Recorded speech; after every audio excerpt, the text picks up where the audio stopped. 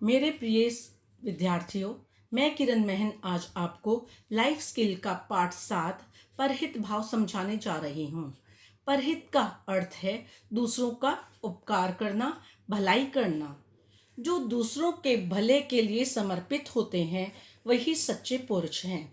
अर्थात जो अपने लिए नहीं जीते हैं, स्व की भावना नहीं रखते हैं, बल्कि दूसरों की भलाई के लिए अपना जीवन बलिदान कर देते हैं, समर्पित कर देते हैं, वही सच्चे पुरुष कहलाते हैं। रहीम जी ने कहा है, धन्य हैं वे लोग जिनका जीवन सदा परोपकार में बीतता है। उन लोगों पर कृपा स्वयं ही हो जाती है, जैसे फूल बेचने वालों के हाथों में खुशबू रह जाती है।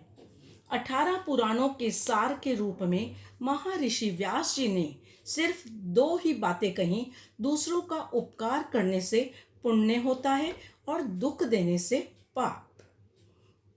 भारतीय संस्कृति में सदैव परहित सरिस धर्म नहीं दूजा को महत्व दिया जा रहा है। अर्थात परहित दूसरों की भलाई करना। तात्पर्य यह है कि दूसरों की भलाई करने से बड़ा और कोई धर्म नहीं है और कोई फल नहीं है। किसी भी मनुष्य द्वारा किसी ज़रूरतमंद के लिए किया गया काम और उसका फल उसी व्यक्ति को मिले जिसके लिए कर्म किया गया है। परहित की भावना अर्थात दूसरों के उपकार की भावना में स्वार्थ का दंश भी नहीं रहता, अर्थात अंश से छोटा कण भी नहीं रहता। दूसरों की निस्वार्थ बिना स्वार्थ के सेवा भाव करना ही परहित की श्रेणी में आता है, कहलाता है। जिस कार्य में स्वार्थ छिपा हो उसे परोपकार नहीं कहा जा सकता है। भगवान सबसे बड़ा परोपकारी है, अर्थात उसने मनुष्य को जीवन दिया है, खाने पीने के लिए भोजन और पानी दिया है, सांस लेने के लिए हवा दी है। तो भगवान का इतना बड़ा उपकार हम कभी नहीं भूल सकते। जिसने मनुष्य के कल्याण के लिए संसार का निर्माण किया, प्रकृति का प्रत्येक अंग परोपकार की शिक्षा देता है।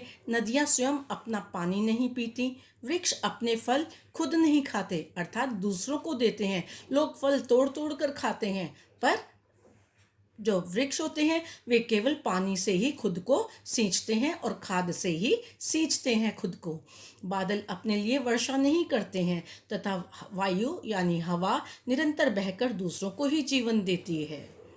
परोपकार एक दैवी गुण है, अर्थात एक दैविक शक्ति है जो देवों से हमको प्राप्त होती है। इंसान स्वभाव से परोपकारी है, किंतु स्वार्थ और संकीर्ण सोच ने आज संपूर्ण मानव जाति को अपने में ही केंद्रित कर दिया है। संकीर्ण सोच से अभिप्राय छोटी सोच से है, जो दूसरों का भला नहीं चाहते, केवल अपना ही स्वार्थ सिद्ध करते रहते हैं। अगर व्यक्ति अपने अलावा दूसरों के विषय में सोचे तो दुनिया की सभी बुराइयां, लालच, ईर्ष्या, स्वार्थ और बैर लुप्त हो जाएंगे। ऐसे अनेक उदाहरण हमारे इतिहास के खजाने में छिपे हैं। महर्षि दधीची ने राजा इंद्र के कहने पर ही देवताओं की रक्षा के लिए अपने प्राण गंवा दिए, अर्थात आहुति दी। शिवाजी ने हिंदुओं की लाज की रक्षा करना अपना धर्म माना। मदर टेरेसा संत बनकर दुखी पीड़ितों की सेवा करती रही। प्रभु ईसा मसीह का सूली पर चढ़ना, सुकरात का जहर पीना, ये सभी उदाहरण परम धर्म का पालन करते हैं। परोपकार मानव का सबसे श्रेष्ठ धर्म है। यदि हम परोपकार से ही अपने जीवन को चलाएंगे तो मनुष्य जाति की भलाई होगी और वे मनुष्य भी हमारी भलाई को अग्रसर होंगे। मनुष्य समस्त जीवन अपने स्वार्थ की ही पूर्ति हेतु प्रयत्नशील रहता है, अर्थात निरंतर प्रयास करता रहता है, परंतु सच्चा मानव वही होता है जो स्व की संकुचित परिधि को लांघ कर पर के लिए जीता है और मरता है, अर्थात जो स्व के बारे में, अपने ही स्वार्थ के बारे में सोचता है, उस दायरे से बाहर निकलकर पर के लिए जिए और मरे, वही सच्चा मनुष्य है। परहित भाव के क्या गुण होते हैं इसके बारे में आपको बता रही हूँ। त्याग, शांति, सफलता, सेवा भाव, सम्मान, विश्वसनीयता। बच्चों, ये वाला फ्लो चार्ट यानी प्रवाह चार्ट आपको अपनी कॉपी में भी बनाना है। तो बच्चों, आज मैंने आपको पाठ 7 परहित भाव का भाग 1 समझाया है।